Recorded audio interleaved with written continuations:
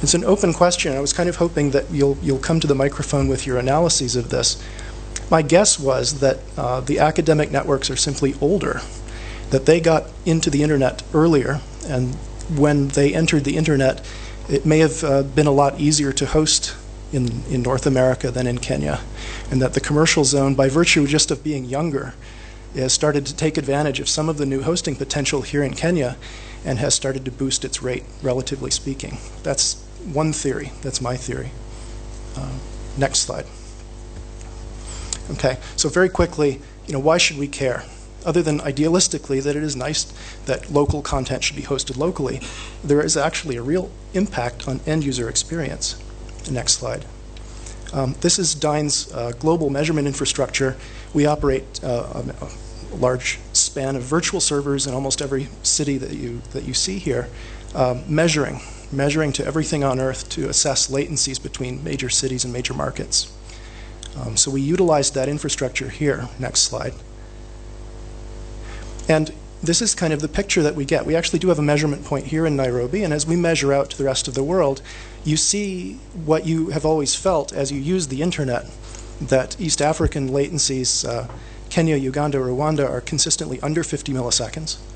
But then it starts to become more expensive. It takes 150 milliseconds to get back to Western Europe, and everything else is a reflection off of Western Europe. So you're going back to London or Frankfurt and then on to your next destination. So 200 to 300 milliseconds to get back to the Middle East, or even to get back to North Africa.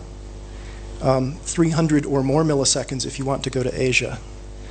On this, we actually have displayed 300 milliseconds for South Africa. Now I've realized that probably what we need to do is extend our measurement set so that we start to see the newer paths that are on Liquid Telecom's network to give us these 60 millisecond ping times, which are delicious to South Africa.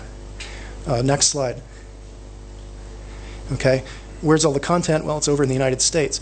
If you go to the East Coast, it's going to take 200 to 250 milliseconds round trip. And as you work your way across the United States, it gets worse and worse and worse until it's 250 to 300 milliseconds to go all the way to the other coast. And that's where the content is hosted. So depending on what the content is, if it's latency sensitive, this is degrading user experience. Right? This is theoretically at least making a user who goes to one of these websites, they will have an experience that is less consistent, that is more unreliable than something that's hosted locally. And so if you have registered a domain and decided to host it because it's easy in Chicago, and your competitor has decided to register their domain and host it here in Nairobi, their customers get the better experience, and it's pretty substantial. Next slide. I think this is almost the last slide. Here's the American picture, right? We actually looked at the top cities that .ke domains were in. And it's not even East Coast or mostly West Coast hosting. It's middle of the United States. So it's like Houston, Texas, or Chicago, or Detroit. And I don't know if perhaps this is, this may align with the cities where the Kenyan diaspora has chosen to settle in the United States, which is fairly substantial. Or it could just be that these are good, easy, inexpensive places to host. But you can see that the median 7-day latencies from Nairobi to these cities is very substantial. It's ranging from about 240 up to a full 300 milliseconds plus if you're going to Los Angeles. So it's an important choice. Next slide. And one more slide. One more, please. Next slide. Okay, so to wrap up, and I really think I do need to wrap up, these are the kinds of questions we'd like to answer with this research project. We'd like to replicate this kind of analysis for, ideally, each one of the many, many TLDs in Africa, because we'd like to figure out two kinds of questions. Trending questions, because everything is changing. We know things are changing. We'd like to figure out whether these numbers are increasing or decreasing, depending on changes in the market. There are other things we could look at, like DNSSEC or IPv6 adoption, but the percentage of local hosting is the first question to answer.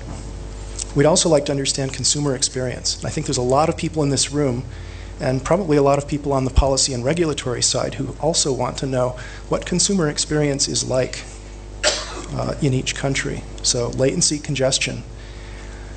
And because we know there's a lot of change, we know that internet exchanges will open. We know that new cables will land. We know that providers will choose to enter or maybe exit markets if they can make money. Every time something like that happens, we'd like to see what happens to these numbers. And we can only do that if we're measuring ground truth against the evolution of the domain, the zone on one hand, and the evolution of our measurements to all of that content on the other. We really want to understand not only how each country evolves, but ideally how neighbor relations evolve. Kenya plays a hugely important part, as you know, in the internet connectivity of the landlocked countries. We'd like to see if there's a similar effect on hosting. Okay, next slide. This is really what we need. This is why I traveled from the US to meet you, and it has been really fantastic. These are the three things that we would like your help with, at least the first one. Access to the zone data, just as we were grateful to get a look at the KE domain, would help a lot.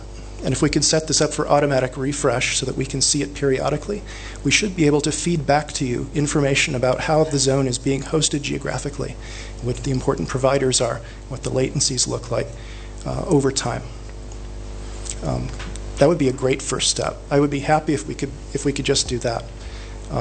If I had my wish list, we would go beyond that. We would install some of our measurement points in every major city so that we could measure all-to-all within the continent and track evolving latencies, but also tracking the latencies to major markets from every city. And finally, query rate data. Remember, I said that it's very hard for us to know what people actually think is important to make fast, the popular content. And everybody has their own definition of popular content. There are objective ways to measure this, but it is reasonably difficult. If we host your zone authoritatively, we have some sense of what's popular based on what query rates come back. There may be other people in the market, whether that's regulators or key providers, who would have a better sense of at least being able to give us a statistical picture of popular content so we can focus the analysis.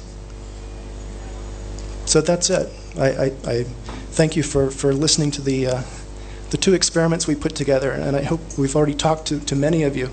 I hope we can talk to more by the end of the day to see whether this is something that interests you, if this kind of data would be useful in the way that you operate your TLDs. So thank you.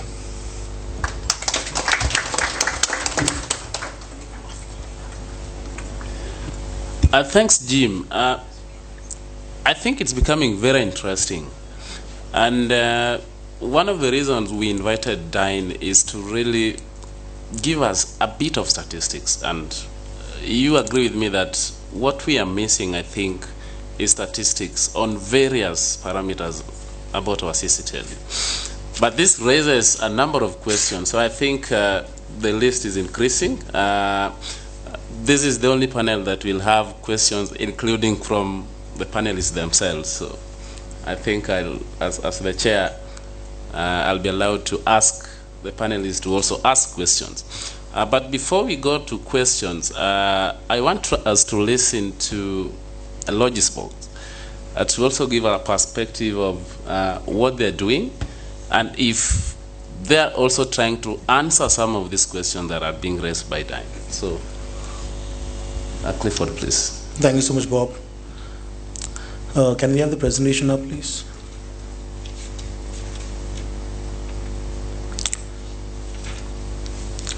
Thanks.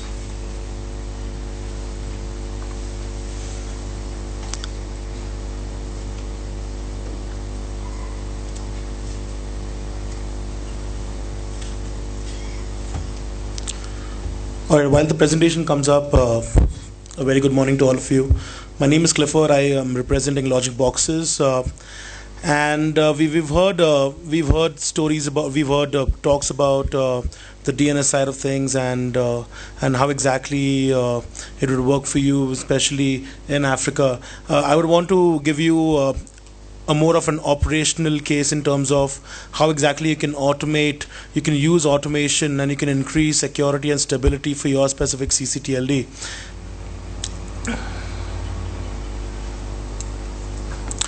The agenda for today is basically we'll discuss the state of the industry right now.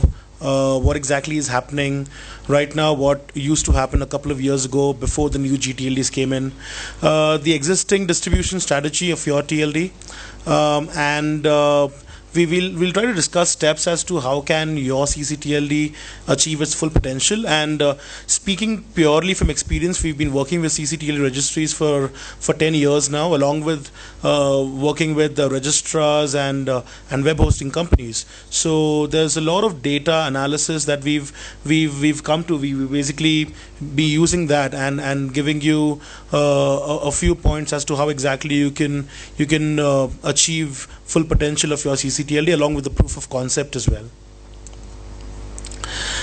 Firstly, stats. It's a king. So let's look at some stats right now. The internet penetration data rate. What we see right now, different regions on the left hand side. We see the number of internet users as of December 2000. Now. The growth has been tremendous, and while the internet penetration rate still stays lower. Just to highlight where we are right now, in Africa, the internet user growth is 6,498% over the last 14 years. So the number of users on the internet is growing tremendously, but at the same time the internet penetration rate is pretty low. It's like 26.5%, which is the lowest amongst all the continents. When we compare advanced economies to emerging economies, in the advanced economies 70% of the individuals are online as of today, as compared to only 20% of the individuals who are online in the emerging economies.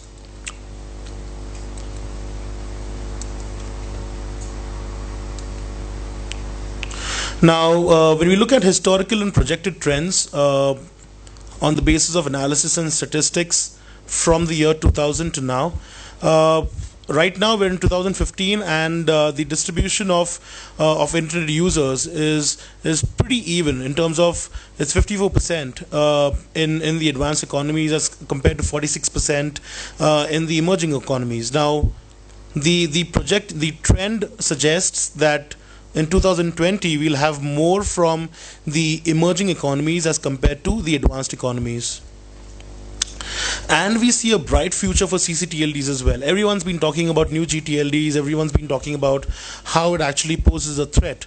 But it definitely is a bright future. Right now you see 130 million domains have been registered so far in ccTLDs, and there is a 1.7% increase from the last quarter and 11.5% increase from just exactly 1 year ago. So obviously the number of internet users will grow phenomenally, and the domain penetration rates will grow too, especially in regions like Africa and Asia.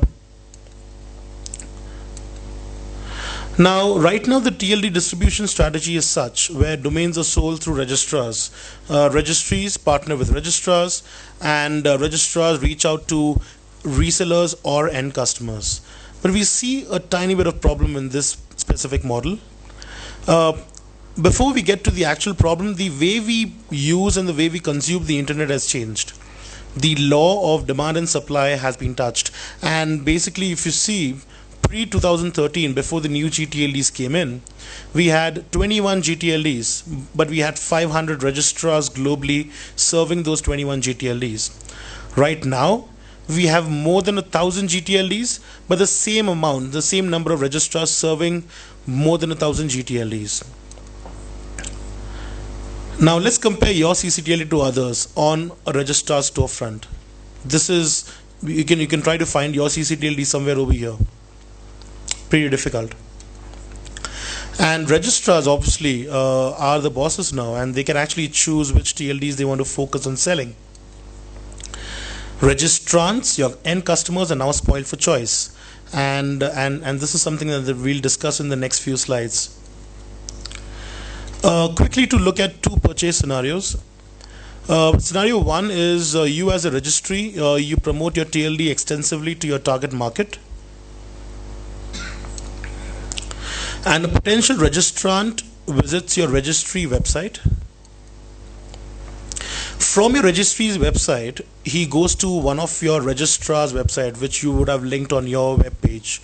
And from the list of registrars, he goes to a registrar of his choice. And he searches for, say, mydomain.fantastic. Now, while he searches for mydomain.fantastic, he actually sees hundreds of other options as well, which the registrar is selling at this point in time.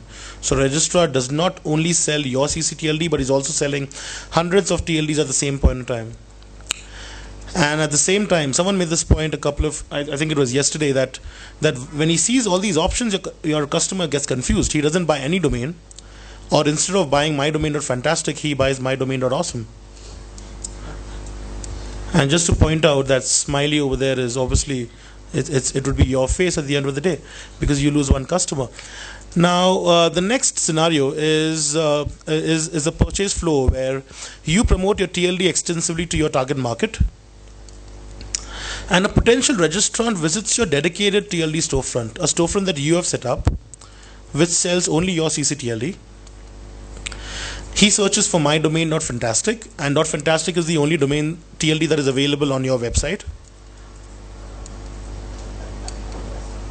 Alright, this guy doesn't like me.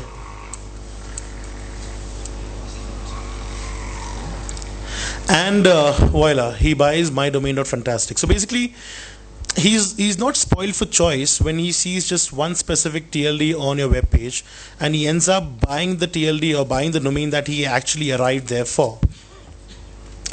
Now, what are the implications? Implication number one is there is severe competition for visibility on the registrar storefront. Your registrar, as I said, is the boss, and he would actually have a lot of registries running behind him to basically to have his or her TLD on his storefront. And at the same time, registries will need to compete for marketing support from registrars. When registrars reach out to your end customers, they basically they have co-marketing campaigns with registries, and there is a bit of battle over there. And at the same time, registries will need to rethink distribution, channel management, and marketing. What do you do? We suggest, and the experience that we have in the industry suggests that it would be good if you take control of distribution and to ensure the success of your TLD. At the same time, it's not like you eliminate dependability on third-party registrars, but you reduce dependability. You take control of the distribution and make sure the channel is driven from your end as well as your registrar's end. One option is to reach out directly to your customers and address their needs, and at the same time enable local resellers who are well positioned to sell your ccTLD to your target customers. Now, these local resellers could be the Chamber of Commerce in your country, it could be local organizations, it could be universities who actually have access to customers. Even telecom companies, they have access to customers, they have a very strong customer base. So you can basically sign them up as a reseller and have them sell your specific TLD to the end customer as well. Now, what would be the ideal solution over here? What we recommend is to get the best of both. You have your partnership with registrars, your existing partnership with registrars, but at the same time, have a direct channel open for your customers to visit your website and buy the domain they want. And how can your ccTLD achieve its full potential? 4 quick steps. One is you can have a flagship storefront for your ccTLD. Have a dedicated website which actually talks about your ccTLD alone. Number 2 is to build a reseller network, a distribution network that we just spoke about. Number 3 is to automate all your business functions. Automation would be the key over here in terms of sales, marketing, taxation, billing. All these can be automated. So basically, you can have this. The entire flow can be pretty quick in terms of managing domain names, administering domain names, rather than going through a manual process. And at the same time, what registries are not doing right now, which I do think is something that they need to tap into, is sell additional products and services. This is something which basically will increase customer stickiness. It will retain customers as well, because your website will be considered as a one-stop shop for all products and services. Right now, registries are just selling their fantastic domain name, but your customers are using other websites or other portals to buy other products and services. Here is a chance for you to basically to grab that opportunity to increase revenue and sell other products and services as well. Something like this, something like your storefront that would look like this, where your TLD can be displayed, your branding can be displayed, something like why should you register, a very new age feel website. We spoke about customer retention, and at the same time, you can have domain suggestions on your website from the same ccTLD. Rather than your customers seeing other TLDs being suggested in the search results, you can have your ccTLD as the different search results that come up on the search availability page. And you can engage with your customers because you have a direct point of contact there in terms of customer service and direct feedback through the storefront. At the same time, as a registry, you will have more control over the kind of promotions you offer to your customers as well. In terms of marketing campaigns, in terms of promos you run, you can directly display them on the website and the customers can take advantage of it. We spoke about building a unique distribution network in terms of creating a wholesale network for your ccTLD and to tap into those partners in your country who actually have direct access to your customers. Your registrars, of course, the bigger registrars will play a very important role in terms of getting the numbers in. But at the same time, your local distributors are the ones who will play a key role because they have access to the direct customer, to your target audience. And we spoke about automating business functions in terms of provisioning, sales and marketing, and having a platform which has evolved over a period of so many years. And selling additional products, which would be email, website, web hosting, and digital certificates, something that a customer would need to basically set up a full-fledged website. So not just a domain, but he needs all these services as well to basically set up a website. So make sure you are the partner who actually provides your customer with all these options. Finally, a proof of concept that I would want to take you through. So .mn registry, Mongolian registry, basically the namespace in 2005 was 3,300 domain names. Right now in 2015, 10 years later, their namespace has grown to 16,000 domains. They had 2 local registrars in 2005. Right now, they have actually tapped into more local registrars, more local resellers, and they have a total of 69 registrars as of today. So their namespace has grown 350% over the last 10 years, and their registrar arm, their distribution channel that they use to reach out directly to customer is actually controls 75% of the entire market share. And at the same time, they've tapped into the other products and services model as well, and they have more than 3,500 email and web hosting orders. This is how the website looks like. Basically, they reach out directly to their customer using this specific website. And here's a little about what LogicBoxes does as well in terms of numbers. We've been in the industry for 10 years now, and we have around 10 million domains under management, with 320,000 domains being added every single month. We support registrars, registries, new ccTLD registries as well. And some of our partners include even in Africa we have 4 ICANN registrars using our platform. We have Upperlink, Web for Africa, Peal, and Ghana.com who use our platform for their domain registration services. I'm around if you have anything to discuss. We can have no obligation discussion on your ccTLD growth plans. You can catch me in person or you can reach out to me via email. And thank you so much.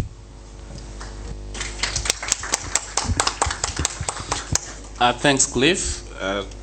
Time is really running, but I want to call upon David to just give us a brief on the .z experience before we open the floor. So we started a bit late. Hopefully we'll still have a bit of time to engage the floor.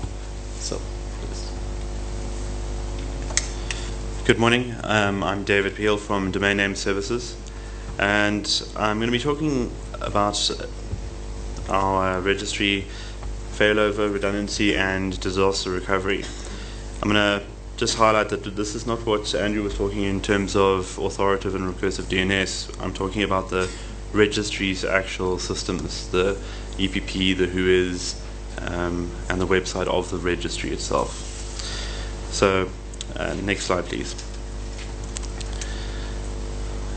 I need my one.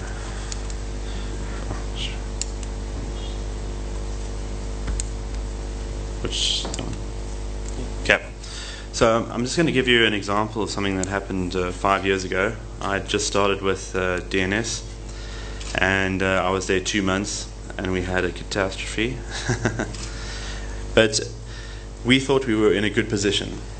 As a business, we had a single instance. It was a monolithic design. The registry all ran off one system. We had good backups. We had good documentation. And all our software was stored in version control. So we even had a standby piece of hardware that was on the rack waiting to be installed should we need to recover. But we didn't have a disaster recovery plan. We didn't have any recovery testing, and we didn't have any redundancy because it was a single system. So 2 things came out of this. Firstly, we weren't able to tell our customers when we were going to be back online, and that was probably our biggest mistake. Having, I think at the time, 500,000 domains and customers needing changes and not being able to give them a definitive answer in terms of when their services would be restored was probably a... And let me remind you, this is services for changes. The DNS itself was still operational, so the zone file was still published, and everyone's domains were still working, but they couldn't make any changes. So it actually took us 7 days to get back online, and that was a wake-up call, I think. And having just started there, that was obviously my main project for a while. So I'm going to fast forward to what we do now. The system was completely redesigned using an EPP system. We operate our registry in 3 geographically distinct locations. 1 outside of South Africa. The 2 sites that we have in South Africa are hot standbys. In other words, the systems are running and ticking, with 1 active and fully operational, and a 3rd cold standby facility outside of the country. We complete successful data center failover testing between our 2 data centers in South Africa. In other words, we migrate the entire service from one data center to another to confirm that this process actually works. And to make this possible, we use technologies like live streaming backup and point-in-time recovery. And we have now got a clear disaster recovery plan, including a national electricity blackout plan. South Africa's incumbent power provider is having some trouble, and there is the possibility that we could lose power for 2 weeks. And in light of that, we've had to make a provision in our planning so that such an event comes along, it's not a falling over your feet incident. We actually have a clear plan that we can operate through. So how does the system work? Each data center has at least 2 nodes, and the node will look like this. It'll have your registrars, your resellers, and your public on the outside.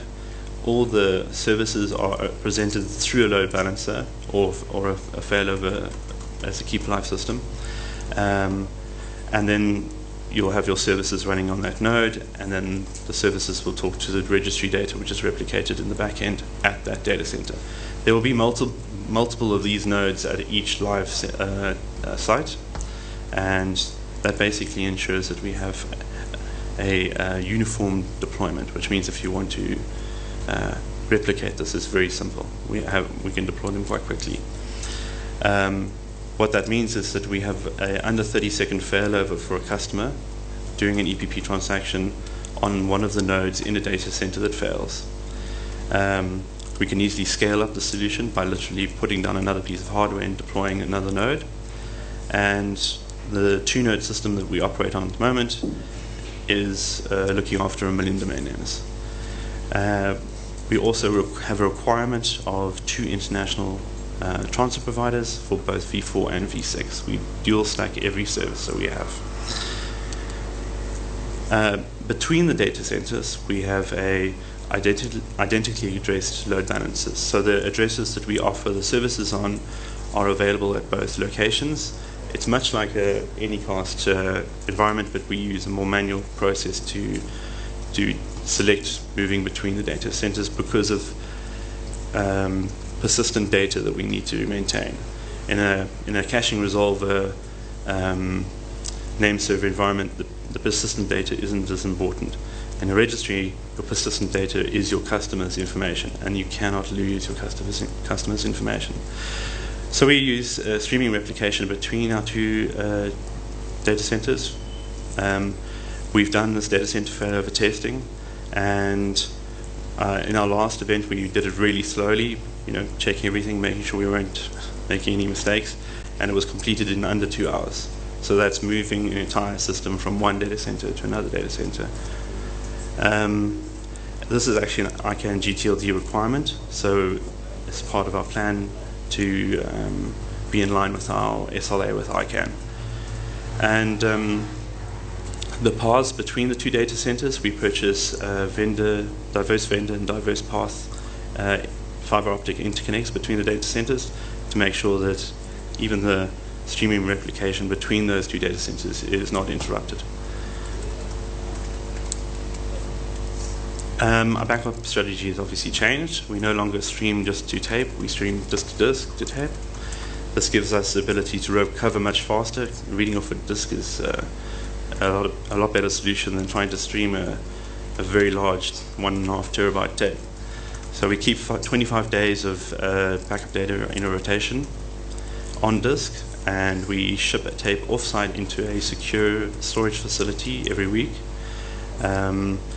We also do database point-in-time backup with log shipping. The difference between this and replication is that should something happen to the database, like you make a mistake and you delete the table, that deletion will replicate through your infrastructure. And what you want to be able to do is actually go to a backup and replay up until the mistake and then not do that mistake. So that's what that facility gives us. We also do full database dumps just in case the point-in-time recovery has an issue. We version control every configuration file on every server to a central repository, and we have a central syslog server which we monitor the entire system. Our national blackout disaster plan, which is basically the what if the power goes off and we're out of power for 2 weeks. As much as your data center providers will guarantee you that they have diesel delivery, SLA contracts, if there isn't power for 2 weeks, they aren't actually even going to be able to deliver diesel. So we've had to make an out-of-country solution. So we've rented servers out of the country that have enough capacity for us to run an emergency registry service. It's got sufficient addresses because it takes time to get those things allocated. So you want to do this up front. You don't want to do it when it happens.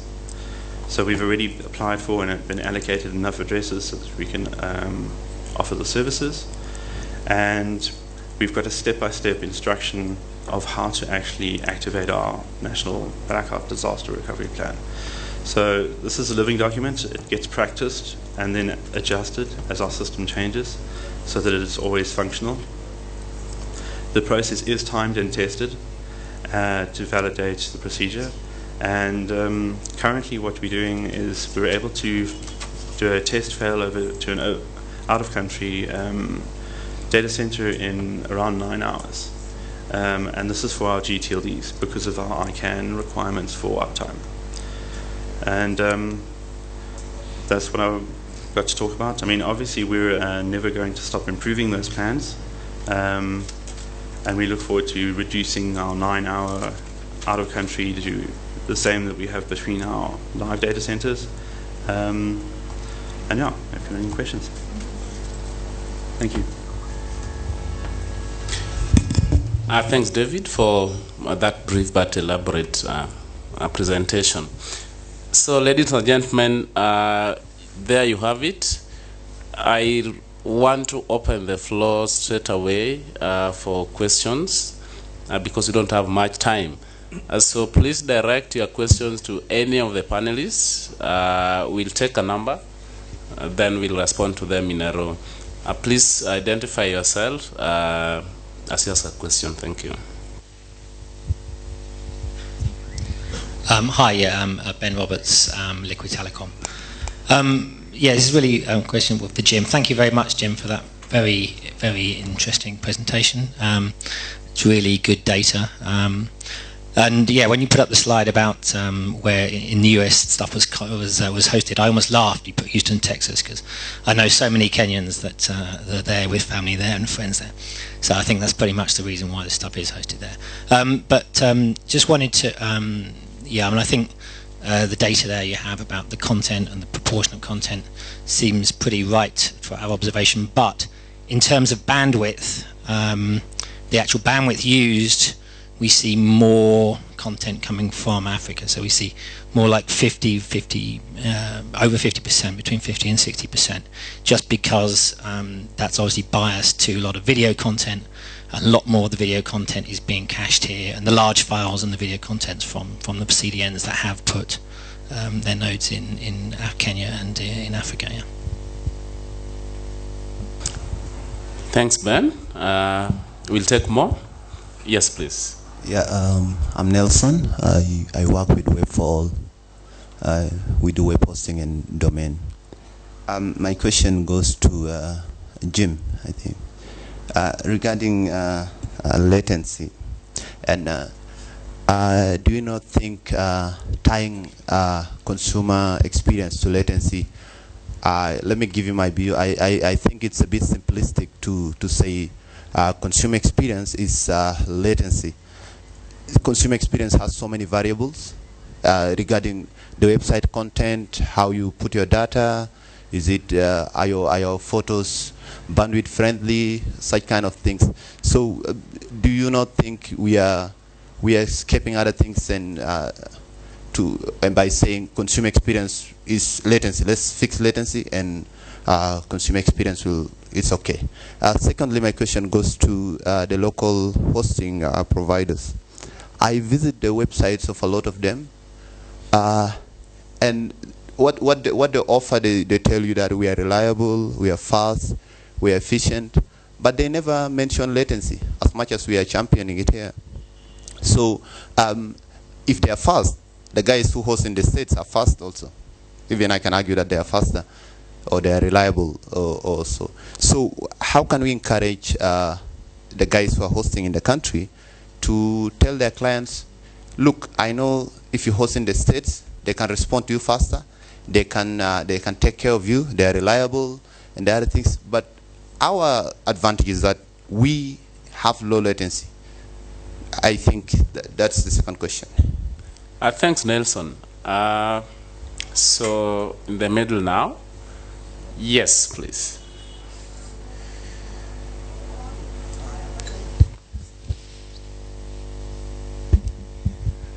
Right, good morning. My name is Meoli Kashorda from Kenya Education Network, the Research and Education Network of Kenya.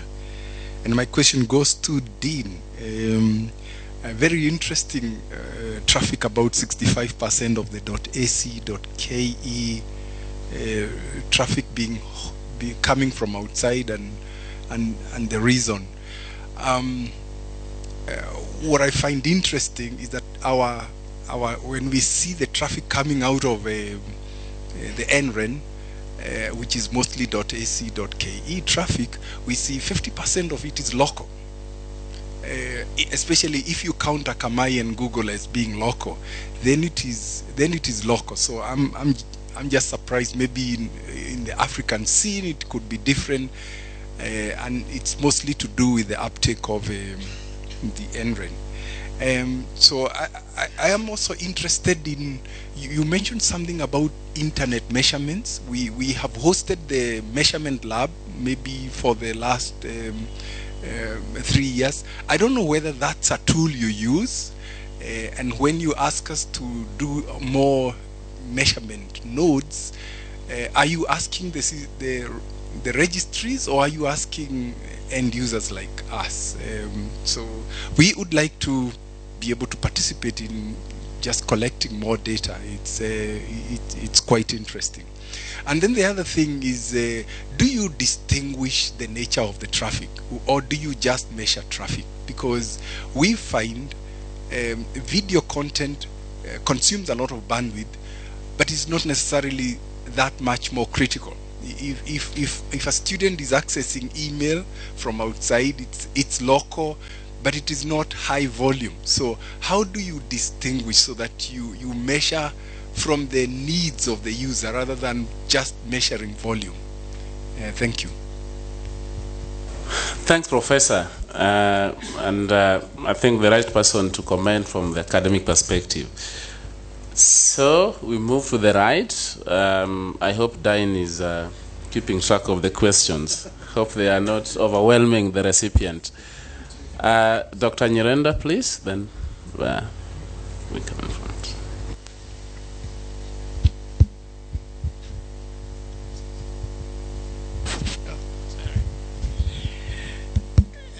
Thank you, moderator. I had two questions. One to Liquid. I see that latency again from Malawi to Liquid is about twice that from Google, from 8.8.8. So I'm trying to find a good reason why I should do it with Liquid.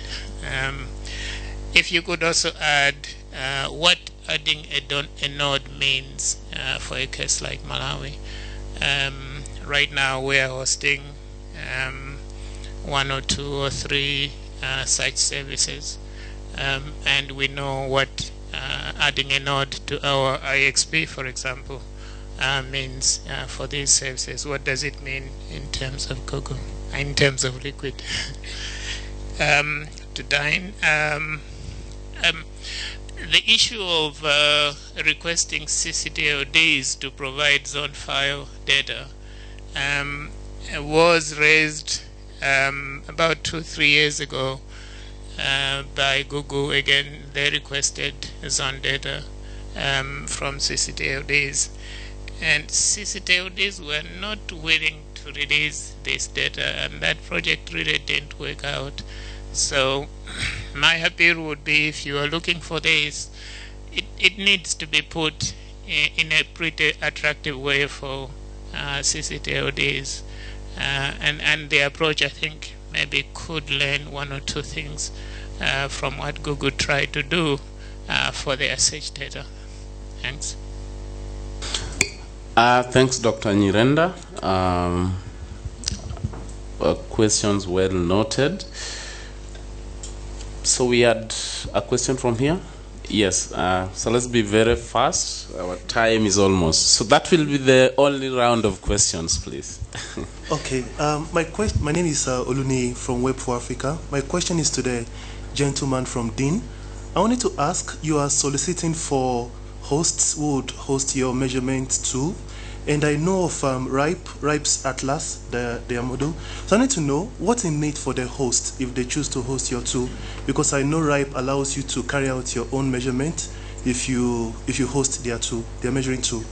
Thank you. Thank you. So I move to the extreme right. I'll start with the lady because we have very few ladies asking questions. Okay, thank you very much. My name is Awar from Kenya. My question goes to Dean. I wanted to ask, at what level is it very efficient and effective to implement DNSSEC? Is it at the exchange point, ISP, or at individual server level? Thank you. Okay. So I hope the rest of the panelists are also noting some of this. And lastly, before I come to Sunday, okay, Sunday will give us the last question. Mr. Chair, I wasn't really sure you saw me, but I resisted the temptation of standing up. Thank you very much, panel, for a very nice set of presentations, but I will direct questions to just 2 members of the panel. I'll have loved to give a liquid question, but I'll pass since I have direct access to liquid. The first question goes to Jim. You said that 11% of the traffic from Kenya is to the continent, which means that 11% of the traffic out of the continent is to the continent. It would be nice to know, does it go directly to the destination countries on the continent, or it first goes to Europe and America before coming back to the continent? That 11%, we want a breakdown of that. The second one is that you gave a very good theory on why, for example, websites registered by Kenyans is hosted, for example, in Houston, because there is a large concentration of diasporans there. What would be nice for you to also look at is what is the phone number of the administrative contacts of those domains, because it will be patriotism if a Kenyan in Houston who is sitting next with a box in Houston decides to register a Kenyan domain name back home, but points it to the server out there in Houston. So if you drill down to the phone number, it will be clear that it's actually a Houston content bearing a Kenyan name, and you'll be able to resolve that. The last comment is for, or question, is for our friend from Logicbox. It would be nice to know, do you have interoperability with other established registry solutions? It will be suicide for a registrar to invest totally in the Logicbox system, and then for any reason something happens, they need to move to another system. What is the assurance that there is ability to egress out of your system or to come in with a well-established system? Thank you. Thank you, Sunday, for those questions. So you'll allow me to just give my panelists an opportunity to respond, and because we had the bulk of the questions to Dine, so then I would want to start from my left, then I finalize with Dine as they close as well. So Cliff, you'd want to go first? Okay. Thank you so much, Sunday, for the question. So basically, we are pretty flexible in terms of allowing connections to different kind of registries. So in case if we use a platform, basically the registrar uses the platform for domain registration services. For him to opt out, and if anything goes wrong in terms of data failure or downtime, it is easier for that specific registry or the registrar unit to basically move over or move out to a different registry platform, if that answers your question. No, it doesn't? All right. Directly, if, for example, I run your system and I decide not to do business with you again, I want to move to Coca. Can I just take all my data as an export from your system and go import it into some other system and be fine without having to reconstruct my business because I left your platform? Now, just another follow-up question. Are you talking about the registry side of the system or the registrar part of the system? Either. Okay, so we basically deal with the registrar side of things. So in terms of providing a platform for the registry, for registry operations, is something that Logicboxes doesn't do. Registrar operations is what Logicboxes does. And to answer your question, yes, you can basically port out data, customer data, everything, and move over to another platform if anything goes wrong during the time you are with us. Thanks, Cliff and Sunday. I hope it won't come to you porting out and moving away. David, comments? There was a question on where the responsibility for DNSSEC lies. I firmly believe that it's the responsibility of the registry involved who's publishing the domain to look after their DNSSEC infrastructure. It's the responsibility of the ISPs to run DNSSEC enabled caching resolvers. That's it. Thanks, David. And to Liquid, so all the questions that were relevant to Liquid, please. Andrew. Okay, two of the questions I'm going to respond to. The first one was to the gentleman who asked about latency and performance. Liquid did a study which was presented at AFPERF, and I'm quite happy to share it, about the impact of latency on user experience.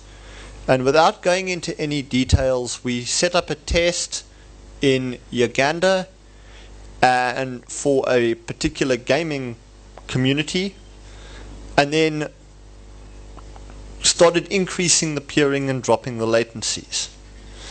And there was a direct correlation between drops in latency and the numbers of users using the service. It was direct, very, very clear, and very, very apparent. The graph on the latency literally does this as the user base goes in the opposite direction. Yes, latency isn't the only thing that impacts user performance, but it very definitely does have a very large impact. You've also got to consider that latency impacts speed. Remember something, you can have a 100 gig line. If you've got 500 milliseconds of latency, TCP is going to run slowly because of window sizing. So it's a technical limitation imposed by TCP. And I'm quite happy to discuss this with you afterwards and give you the full technical thing. But there is an impact, and I'm quite happy to share the studies. So that is just something to consider. The second question, Paulos, with regards to Malawi. Firstly, with regards to what does adding a node mean? We would typically, after discussing with you, put down a box with the virtual servers or multiple servers to cover recursives and authoritatives, because we never run the same on the same actual instance. Then we would announce the 5.11.11 subnet to the providers from AS30844, and that way the Anycast would be announced locally. Though there is something I want to point out that you need to think about as well with regards to the Malawian context. Why is your latency so much higher in Malawi? Is it because your providers are not peering on the continent and are buying IPLCs all the way to Europe so that it is bouncing through Europe? And I would argue that it's not a case of why would you use the service. I would argue that it is a case of, can you use this service to lobby your providers to do proper African peering and actually work in the context of the African ecosystem without switching all of their content off country? Because that is your real issue that you're facing based on your question. And then one final comment to Dine, your latency metrics. I realize that this is probably because you don't have the measurement systems in place to see all the nodes, but I just did need to comment on the latency metrics and what we're actually seeing from latency metrics and what is actually available out there. From Nairobi, Uganda, 9 milliseconds. Rwanda, 15 milliseconds. South Africa, 55 to 60 milliseconds. Zimbabwe, 60 to 65 milliseconds. Zambia, 65 to 70 milliseconds. And there are plans in the works that will drastically drop that one as well. Tanzania, 20 milliseconds. The United Arab Emirates, 60 milliseconds. London, about 150 milliseconds, though at a push could probably drop it to 140. So I think it is a case of measurement data, and it's also a case of peering on the continent. There needs to be more of it. So that's just a comment on that. Thanks. Yeah, I agree with all of that. Man, I have a pile of questions to answer. So how do I break these down? We've got just a few minutes left, right? In We're 5 minutes. Okay. And I also wanted to add from Dr. Nyirenda's question, I think the issue is how risky is the type of data that you are requesting for from a zone file perspective. Yeah. Okay, good. We'll finish up there. So let me. I sort of clustered these. So to your point about to Liquid Telecom about the fact that there are alternative measurements, that's right. And remember what we're reporting in a tool like Dyn Internet Intelligence is median experience between two markets and between two providers. These were market-to-market numbers, and so if there's a minority path that most people don't get, maybe it's expensive, maybe just not enough people have that path.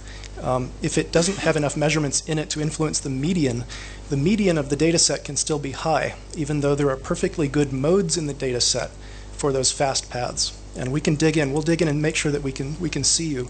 If we can't see you, we will keep adding measurement until we can see you. It leads to the general question about latency and is latency really important? I think you guys covered it well. I would just observe kind of two things. One is that latency sensitivity is really dependent on what's actually being hosted in the zone. And on the one side, you have things like WhatsApp, right? So nobody notices if an SMS equivalent message takes 2 seconds or 1 second. They're not counting milliseconds. Video streaming guys will tell you, well, we don't really care about latency because we have these enormous pipe-filling videos that we're sending, and so it's more about congestion and packet loss because we've got big buffers on the client, and we don't care if it takes a little longer to start up. But I'll note that gaming is certainly at the latency-sensitive end. My teenage son plays a lot of online gaming, and he knows for each one of his games, he knows geographically where all the servers are, and he can recite the ping times to all of them because he really, really cares, because strange things happen in game physics if it's too slow. And the bulk of the curve is probably e-commerce. And e-commerce, it depends, but e-commerce generally is more towards the latency-sensitive side in the sense that people are looking for a smooth experience. If the page doesn't load, if all the components don't load, they'll go elsewhere. And so again, it depends on the application. The other thing is that, as you started to allude to, latency is sort of a signal. If you have poor latency because of speed of light and because there are multiple providers to go through and the path is very long, it's probable that there are other pathologies there as well, like congestion and packet loss perhaps at the wrong times of the day. And even if you don't care about latency to measure experience, those really do matter. So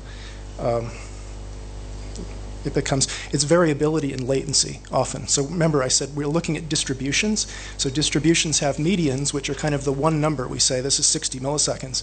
But actually there's a distribution, and if that distribution gets very high, very fat at congested times of day, it's 60 milliseconds usually, but during prime time hours it's 800 milliseconds. And you've all experienced that. That's a congestion latency artifact. So we look for that too. There was an overall question, I think, about traffic. How do you measure traffic? Are you sure you're measuring traffic? I need to clarify very clearly that we did not here measure traffic, and we don't want to measure traffic. We focus on global experiments and experiments that cover entire markets, entire parts of the world, and frankly, it's not possible anymore, even if it ever was possible, to get detailed traffic statistics at the switch level for what's flowing through the cables, unless you have strong relationships with the people who operate the cables. But again, this is a different world we live in now, and I think we're trying to do as much as we can just by observing the epiphenomena of the internet, not looking at traffic, because even if you can measure traffic in a few places, it becomes a very difficult thing to measure globally or even regionally and make sense of it. So when I say half the stuff is hosted in Kenya, I literally mean we counted domains, and half the domains were hosted here, or 11% were hosted in Africa that were popular in Africa, and the distribution of packets, let's say, is going to be very different. That's also to the Liquid Telecom observation that most of the traffic is going to be from Google and maybe Akamai, maybe two more. And the majority of the traffic should be local. We've kind of already accomplished that in many but not all cases. There are still places where Google does not have appropriate caches or where Akamai doesn't come in and serve. So those are easy, but that's their ecosystem. It's also important, I think, to keep an eye on the long tail of the entire national ecosystem. There's tens of thousands of domains in co.ke that should not have to rely on Google or Akamai to get delivered efficiently. And we care about all of them in some sense. We don't just care about number 1 and number 2 and number 3 and then forget the tail. So even though they constitute a tiny, tiny fraction of the traffic, they are disproportionately important to the Kenyan experience, because that's Kenyan content. Let's see, quickly. I have one if you want to. Yeah, go ahead and I'll Okay. refocus. So while Jim is doing his filing. So an important question about the confidentiality of zone data and the fact that nobody should expect a TLD registry to just share their zone data with everybody. This is valuable data. This is the basis of the entire business of a ccTLD registry. So we certainly don't expect that people would just give this stuff to us, or they would make it public, or we can just find it anywhere at all. We understand that it's valuable data, and in many cases there are privacy concerns. You can't just release the entire amount of data and expect bad things will never happen. So our approach is to try and form partnerships. Now, in some cases, these are research-style partnerships, in measurement partnerships. In other cases, they are DNS hosting partnerships. We have a commercial TLD hosting platform, and we have people in Africa who use that platform, but I think in every case in Africa, we are not charging. So we have this platform that in other markets, it's an expensive platform to buy if you're a big developed ccTLD registry, but we understand that people in developing economies are at the beginning of their growth curve, and they need the infrastructure in order to grow, but they don't yet have the revenue to support paying the commercial rates that might be possible in Europe or North America or in some cases Asia. So in some cases the partnerships are that we will provide DNS service, and in return we get value for each other by sharing research data, increasing the picture of how things work on a continent level or a global level. But my point, I guess, is that we appreciate the value in the data, and we hope to build relationships where we have value in both directions. We certainly don't take it for granted. Yeah, I think in terms of partnerships and establishing partnerships, there were several questions about MLab and Ripe Atlas and other good internet measurement systems. We know all of those guys, and the more measurement, the better. Each of those platforms has its own biases and its own strengths, which we won't go into, I think, because of time, but come and talk to me over tea.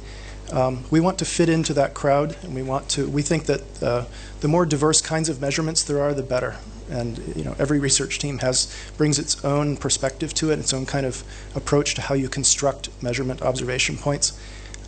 So we'd like to work with them, but we also think we can do some good job ourselves.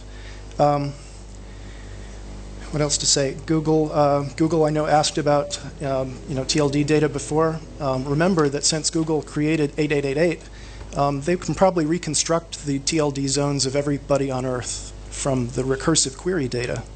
So just think about that. They don't really have to ask anymore. So you should use Liquid Telecoms instead. No, I like the Google people.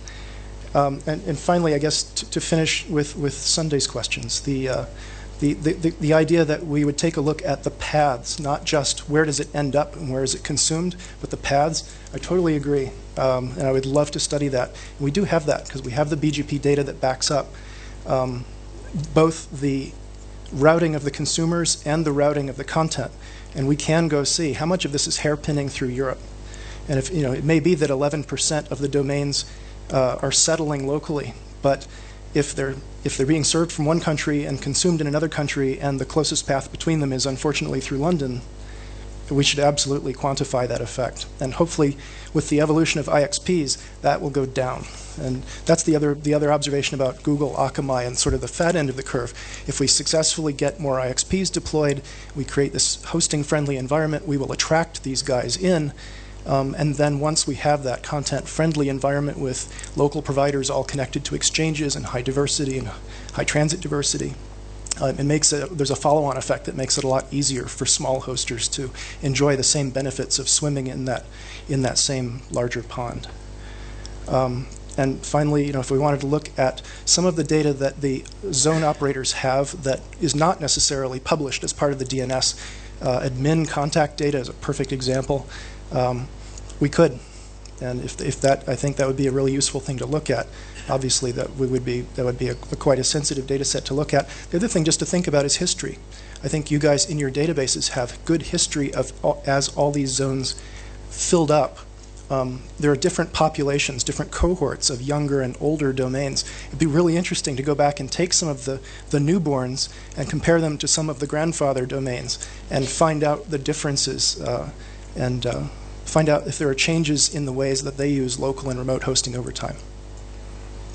If I failed to reach your question, please find me over tea. Thanks, Jim. And of course, I invite you to engage Jim today. He's still here with us today. So because of time, I really have to close. Only that Andrew insists he has a very burning comment he must make. As he makes it, maybe he might also comment on if Liquid has got a target latency that they want to achieve in East and Southern Africa, because he has presented reducing latencies in various countries. Is there a target latency that you guys are looking at, and you would want to tell us when? Yes. 1 minute. Okay, I'll answer your question first. My target latency is 0, but unfortunately the speed of light doesn't allow me to reach that. Seriously though, I would like a 10 millisecond type of target range. How to get there, it depends on the fiber, it depends on a whole number of things, so I can't really give you a time frame. We are constantly working to reduce the latencies though. But talking about latency, what I really wanted to just share is just one final thought on the latency issue. For those of you who trade stocks, we are moving into a world of high-speed trading. And I don't have the figures in front of me, so I'm speaking from memory here, so if I'm slightly off, excuse me. But there is a single fund traded that is used to benchmark the performance of the S&P 500. Every millisecond on that fund, if I remember correctly, there are $1,400 being traded. If you blink your eyes, it takes around 300 milliseconds. Do the math, and you will discover that latency has an entirely new meaning, because it gives an entirely new meaning when in the blink of an eye, because of your latency, you could be losing a couple of $100,000. That is the impact of latency, and that high-speed trading is becoming a reality in stock markets around the world, including on the Kenyan exchange. So your customers who are trading stocks need the low latency. So then, come back to DNS. So, ladies and gentlemen, at this point, I want to close this panel and ask for a round of applause for our very able panelists. I think that was fantastic. So I hand it back to Barak, and thank you very much for listening to us. Appreciate it. Thank you, Bob. A round of applause for the session chair as well. That was a good job. Let's break for tea. Let's try and be back by 11:30. We started late.